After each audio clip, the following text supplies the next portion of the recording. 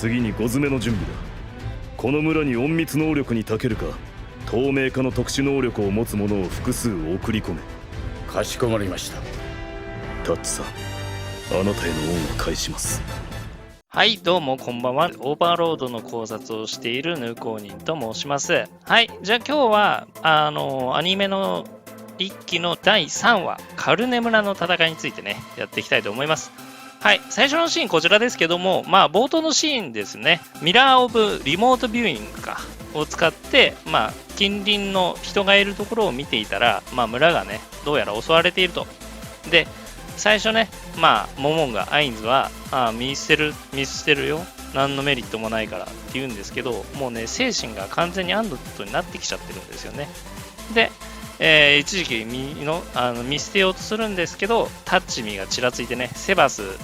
想像したのはタッチミーなんで、セバスの姿を見てタッチミーを思い出して、タッチミーにね、自分もね、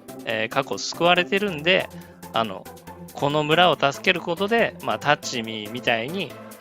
人を助けることでタッチミーに対する恩を返しますっていうことで助けに行くんですね。もうタッチミーにはもう恩を返せないかもしれないんで、タッチミーの代わりに助けようと思うわけですね。なんではっきり言って気まぐれに近い行動なんですよね、アインズにとってはね。本当はどうでもいいんだけど、ちょっとタッチミーがちらついたからそう言っても助け行くかみたいな感じで助けに行くわけですね。精神自体はアンデッドなんですけど、まだどこかにね、人間の鈴木悟の人格があるんですね。人格はもともとあるか。結構素を出す場面はいろいろであるんで、人格自体は残ってるんだけど、精神が完全にもうアンデッドになってきてると。ね。ただ、それでも、鈴木悟の精神もどこかにあるんですよね。なんで、無駄な殺しはしなかったりね、人を殺しても何とも思わないんですけど、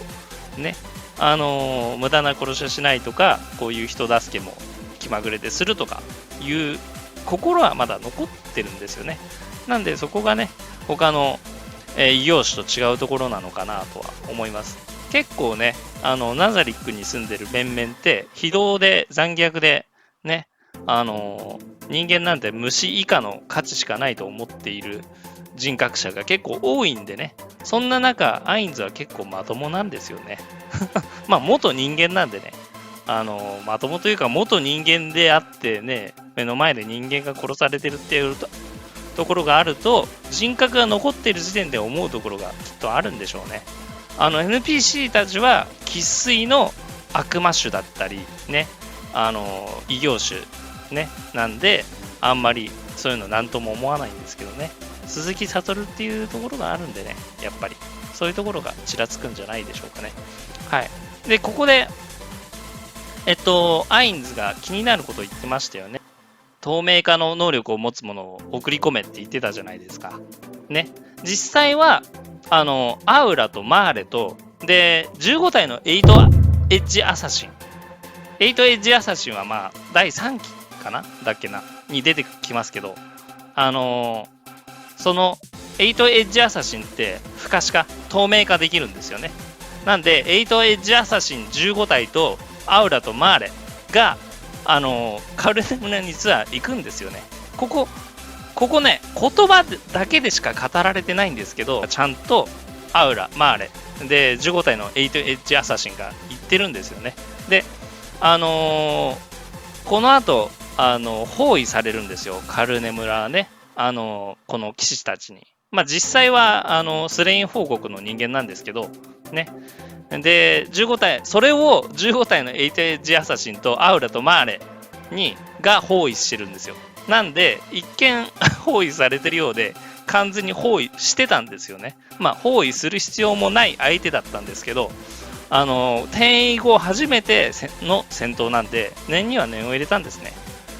この後、結局、カレネ村に行くわけですけど、そこでね、いきなり第9異界魔法のグラスプハートとか打つんですけど、ね、第9異界魔法っていうのは、この転移後の世界において、もう、なんて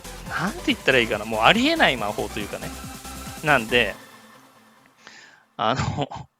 それをまず最初に使うっていうね。で、それが効かなかったらどうしようと思ってたらしいけど、結局効くんですよね。だからもうそういうところからして面白いですよね。まあ、用心には用心を重ねるっていうところでしょうかね。ね、もし効かなかったら本当にやばいんでね、対策を練らなきゃいけないけどっていうところですね。ちなみに、この後ゲートでカルネ村に行きますけど、ゲートっていう移動魔法ね、転移魔法ですけど、ゲートは何異界魔法か不明なんですよね。ゲートは何異界魔法か不明じゃなくてもいいと思うんですけど、ただ、この世界の人間がゲートを使ってるとこ見ないんで、結構高異界なのかなっていう気はしますね。5とか6とかなのかな、わかんないですけど、もしかしたら7とかなのかもしれないね。そんなホイホイ簡単に使えるんだったら、この世界の人間も使えても不可思議ではない気もするんで、なんで第6、7、ぐらいの、もしかしたら異界魔法なのかもしれないですね。わかんないですよ、全然。ね、本当は第何異界魔法かわかんないですけど、結構ね、第何異魔法か明かされてなくてどんどん使われてる魔法って結構あるんですよね。ゲートもまあそうなんですけど。はい、じゃあ次のシーン行きましょうか。次のシーン、じゃあ実際ね、カルネ村に行った後ですね。はい、次のシーンはこちらです。注意アンデッド作成デスナイト。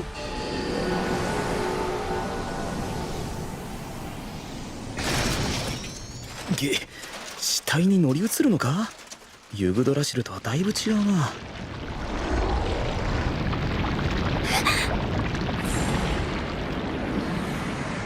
次のシーンこちらですけど、注意アンデッド作成って言いましたけど、注意アンデッド想像でいいと思うんですよね。なんか注意アンデッド想像、注意アンデッド作成、下位アンデッド想像、下位アンデッド作成、上位アンデッド想像、上位アンデッド作成っていうね、ウェブ版と書籍版でちょっとごちゃごちゃしてるんですけど、どうやら作成はアンデッド想像のことでいいらしいので、その方向でいきますけど、明確にこうだっていう答えがあったら逆にちょっと教えてもらえるとありがたいですね。ここでは一応ね、アインズは注意アンデッド作成って言って作成してますけど、アンデッド想像っていうスキルでいいと思うんですよ。で、注意アンデッド想像が1日12体ね、まで想像できるようですね。作成想像って似たような意味合いでいいのかなと思うんですけど、死体を媒介にアンデッド作成できるわけですよね。想像できるわけです。それの注意が注意モンスター、注意アンデッドですねを12体、1日12体作れるらしいです。で、だからデスナイトも1日12体作れるですね。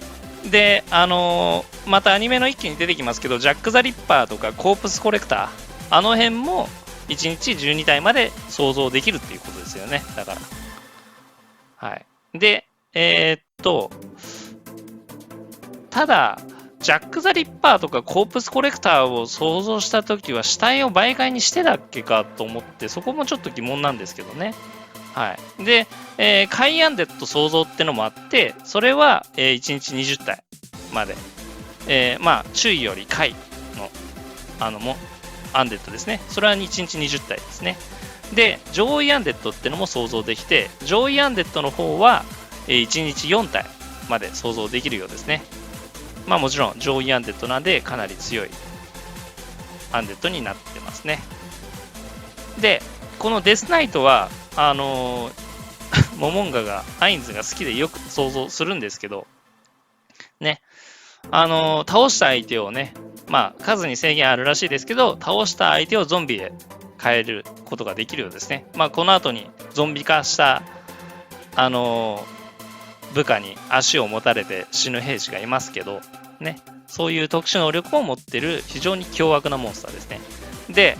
このデスナイト1匹で1軍に匹敵するぐらいの実力があるんで、もうそれだけでも恐ろしいですよね。十分恐ろしい。ね。実力を持ってるということですね。えげつない強さであるということですね。この世界においてはね。だから注意のアンデッドで1日12体倒せるうちの1匹だけで1軍ぐらいに匹敵するぐらいの力があるんで、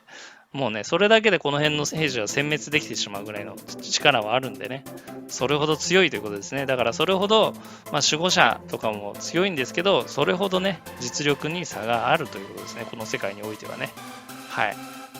はい、じゃあ、ここはそんな感じで、次のシーン行きましょうか。次のシーンはこちらです。アンティライフコクーン、ウォール・オブ・プロテクション・フロム・アローズ。守りの魔法をかけてやった。そこにいれば大抵は安全だ。はい、次のシーンがこちらですね。ネムとエンリを助けた後に、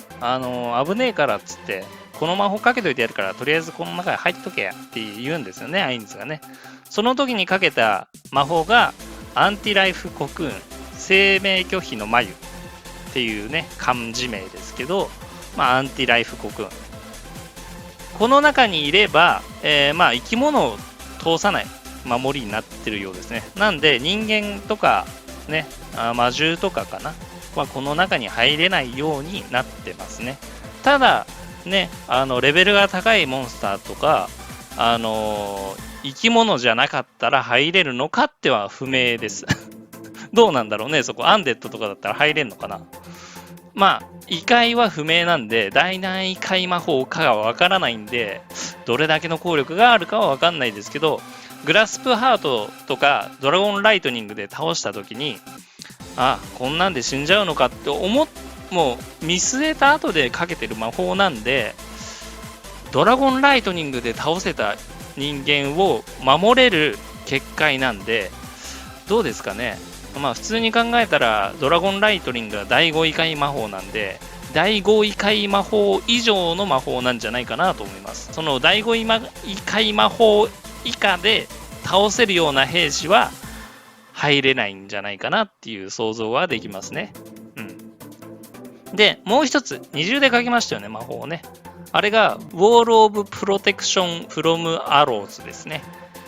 で、漢字が、ヤモリか。ヤモリの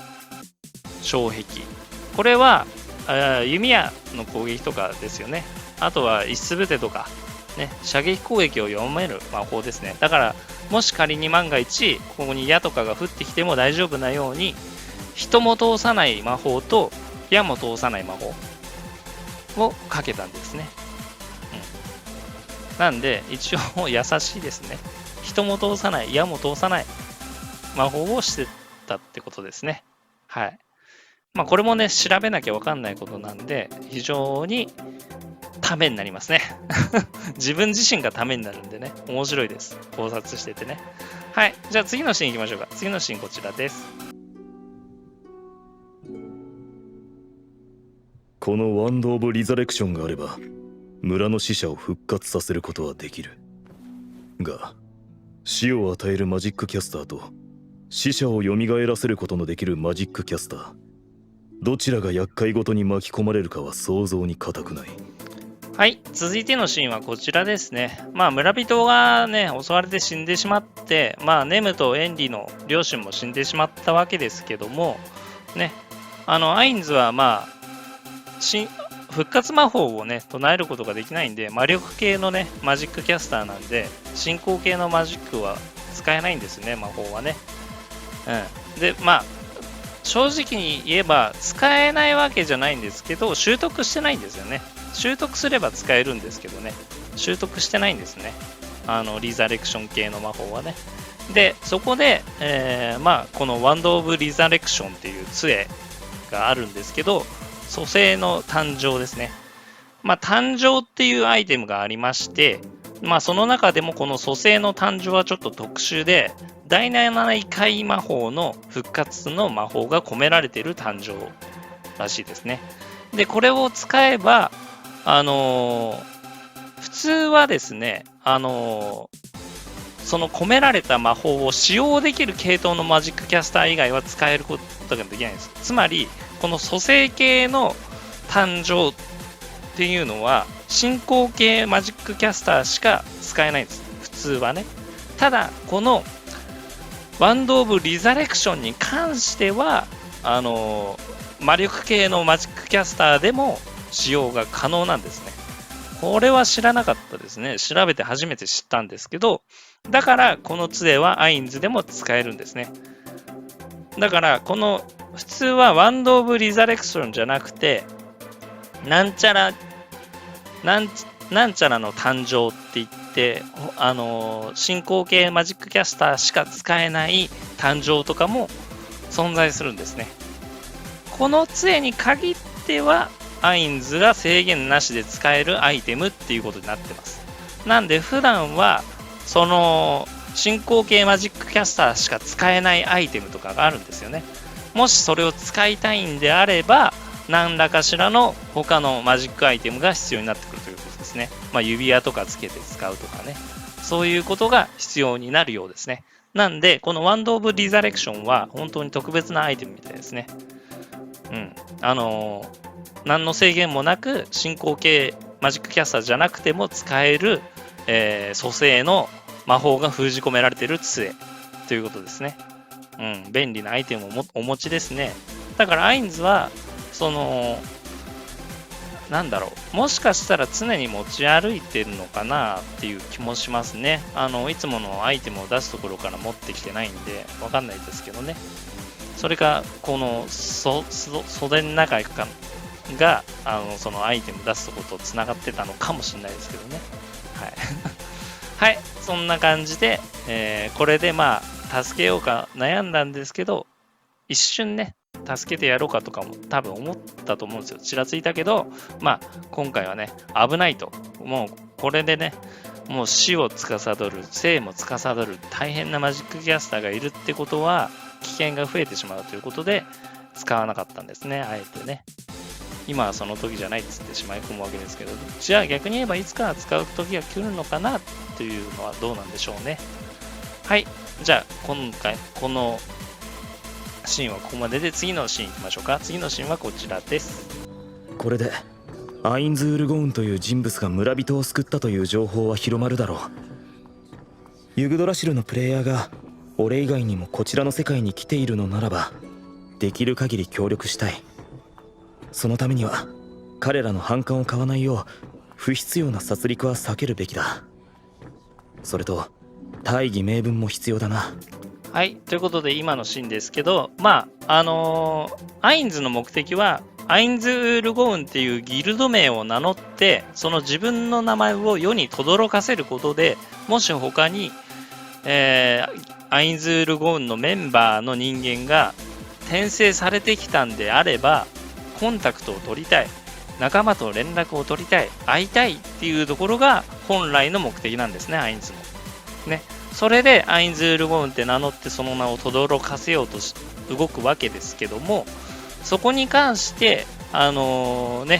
間をなんていうのかな、無慈悲に殺したりしてってはいけないかなということで、無用な殺戮はしないでおこうと思うわけですよね。ね、ここが普通の異業種とは違う考え方の持ち主かなというところですね。さすが転移者といったところでしょうか。ただね、この考えを持っていたんですけども、それでもね、アインズは後に大虐殺をするわけですよね。そこら辺のね、心情の変化とかね、作中の動向っていうのを見ていて、面白い部分ではあるなとは思いますけどね。はい、アインズの非常さとなんていうんですかね、甘い部分と両方見れる、面白いところではありますけども、この時点では少なくとも人間は無駄に死ぬべきではないと思ってますね。なんでもちろんね、さっきも言いましたけど、ナザリックの中の面々は、守護者たちは人間をゴミ以下、虫以下としか思っていないので、人間がいくら死のうがどうなろうがナザリックに関係なければどうでもいいことだとね。ナザリックに関係ある利益になるんだったら考えてもいいぐらいの